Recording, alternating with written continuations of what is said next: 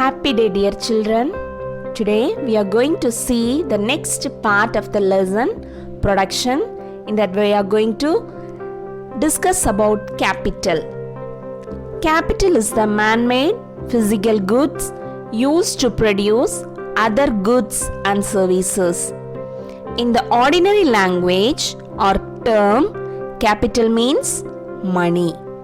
In economics, capital refers to that part of man-made wealth which are used for the further production of things. All wealth is not capital, but all capital is wealth. Capital is the money or wealth needed to produce goods and services. According to Marshall, capital consists of those kinds of wealth other than free gifts of nature which yield income. So capital yield income. Forms of capital: physical capital or material resources, example machinery, tools, buildings, etc. Second one, money capital or monetary resources, example bank deposits, shares and securities. Third one is human capital or human resources, example investments in education, training and health. Next one is characteristics of capital. Capital is a passive factor of production. So it's not an active form, it is a passive factor of production.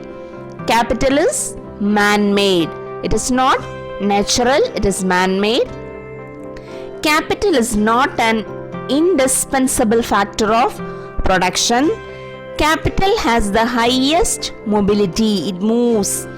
Capital is productive. Capital lasts over time. Capital involves present sacrifice to get future benefits. If we invest today, tomorrow we will get the benefits. Next one is entrepreneur.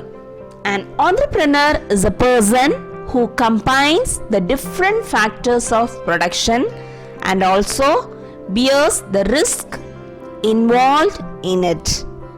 The entrepreneur is also called organizer.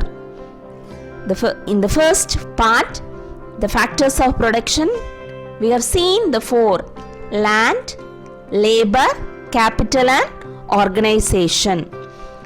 In modern times, an entrepreneur is called the changing agent of the society. He also increases the social welfare. Characteristics of entrepreneur: identify profitable investable opportunities. He guides us to invest things at the right time. Deciding the location of the production unit. Making innovations, new forms of innovative things. Deciding the reward payment. Taking risk and facing uncertainties. Adam Smith is known as father of economics and his economics is wealth economics. He wrote two classic works, The Theory of Moral Sentiments in the year 1759 and An Enquiry into the Nature and Causes of the Wealth of Nation in 1776. So to sum up, production is a process of combining various material inputs and immaterial inputs in order to make something for consumption. So thank you, dear children.